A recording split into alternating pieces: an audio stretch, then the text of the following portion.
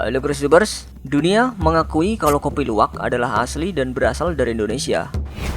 Ketika tahun 1700-an, Belanda pertama kali mendirikan perkebunan kopi di Sumatera dan Jawa. Menurut cerita, rakyat pribumi menemukan hewan liar sedang memakan buah kopi yang sudah matang dan meninggalkan biji kopi pada kotorannya. Karena rakyat pribumi dilarang mengambil biji kopi untuk kebutuhan pribadi, rakyat pribumi pun mengambil biji kopi dari kotoran luwak dan menyeduh kopi ini. Mantap.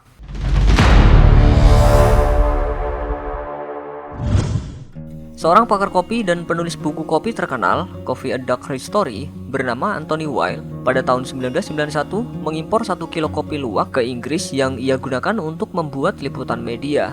Sontak, kopi luwak menjadi terkenal secara instan, ditampilkan di Oprah Winfrey Show dan disebutkan oleh Jack Nicholson dalam film The Bucket List.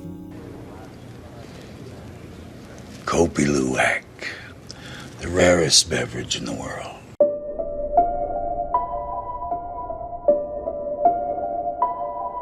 Semakin populernya kopi luwak dan meningkatnya permintaan kopi luwak telah mengubah industri menjadi lebih buruk. Petani kopi mulai menangkap dan mengurung hewan ini setelah selama 25 tahun yang lalu dibiarkan berkeliaran di perkebunan kopi. Luwak yang pemalu, makhluk nokturnal itu ditahan di kandang kecil yang sangat menegangkan demi untuk memuaskan lidah para penikmat kopi dan uang 1 juta rupiah untuk secangkir kopi luwak.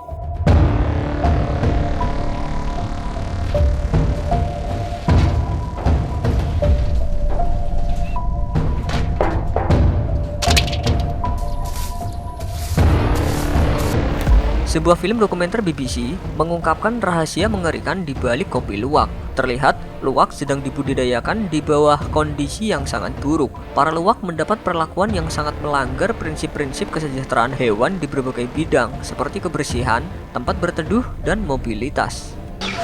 So this is Kopi Luwak.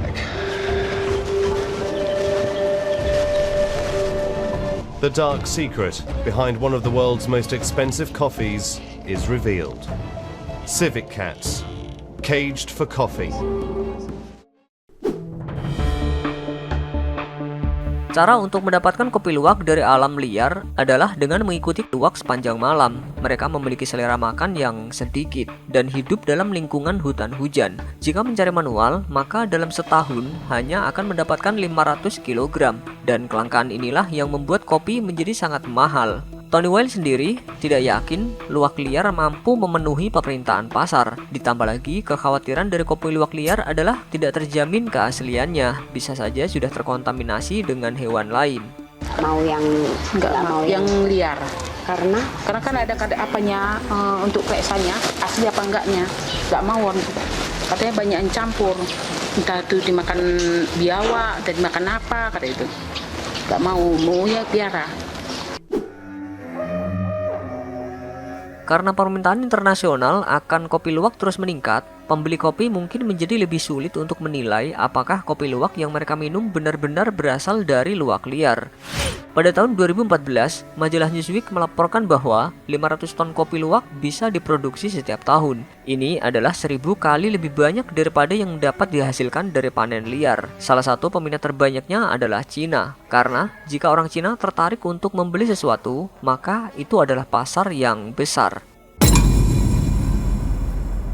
Ketika Tony Weil mengetahui bagaimana luwak disalahgunakan untuk memproduksi kopi ini, dia merasa bersalah karena memainkan perannya dalam memperkenalkan kopi luwak ke dunia barat hingga menjadikan luwak terindustrialisasi secara kejam.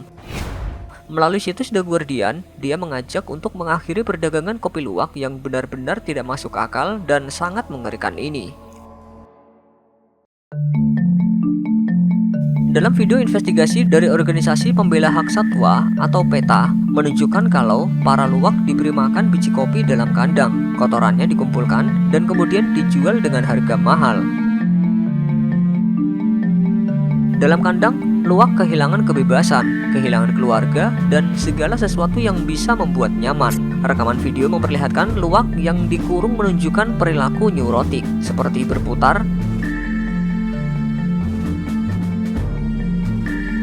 menggelengkan kepala, dan mondar-mandir. Ini menunjukkan bahwa hewan menjadi gila karena bosan dan depresi.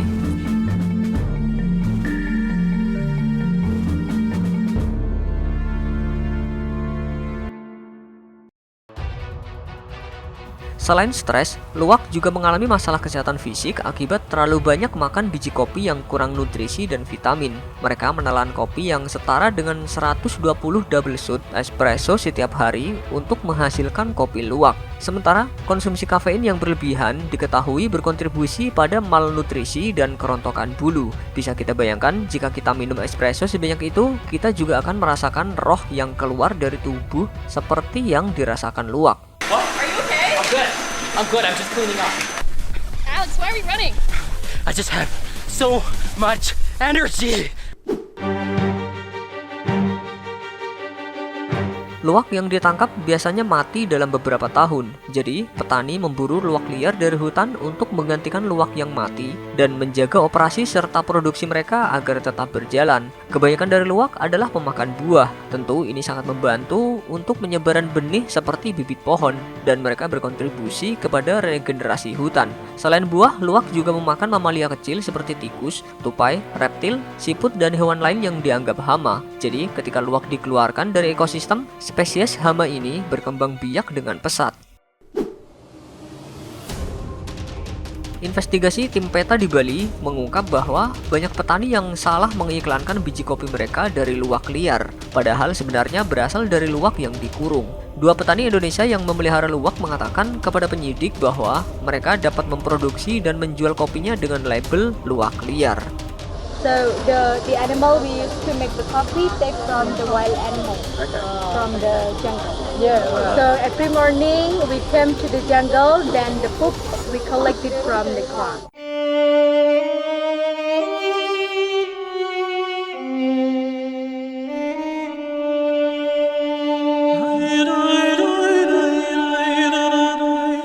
Investigasi PETA berlanjut di tengah pandemi COVID-19. Kondisi kandang luwak yang sangat kotor membawa bahaya bagi kesehatan manusia. Luwak yang dianggap sudah tidak berguna sering dibuang ke hutan atau dijual di pasar hewan hidup. Investigasi ini mengungkap luwak penuh luka itu dikurung di kandang yang sangat kotor, dekat dengan binatang lain di pasar. Kondisi ini bisa berpotensi menginfeksi hewan lain ataupun manusia.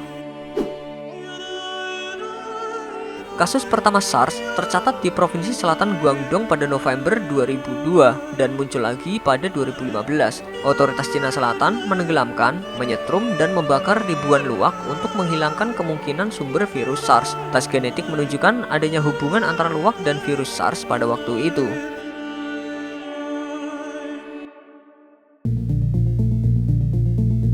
Larisnya kopi luwak membuat pemalsuan semakin marak. Ilmuwan di Jepang dalam jurnal Kimia Pertanian dan Pangan menyebutkan bahwa mereka telah mengembangkan cara untuk mengotentikasi kopi luwak, menemukan apa yang mereka sebut sidik jari metabolik yang memungkinkan mereka memverifikasi kopi luwak asli. Namun inovasi ini dikomentari oleh Tony Weil. Dia mengatakan kalau akan lebih baik menemukan cara untuk mengetahui apakah kopi itu berasal dari hewan liar atau hewan yang dikurung.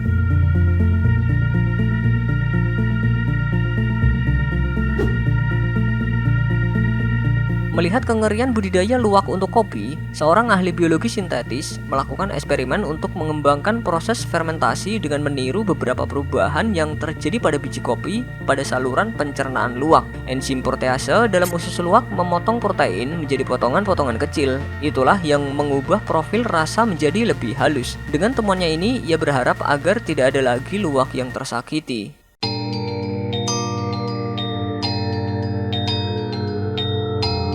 Pada dasarnya, produksi kopi luwak di Indonesia sendiri ada peraturannya. Kita bisa melihat Permentan nomor 37 tahun 2015.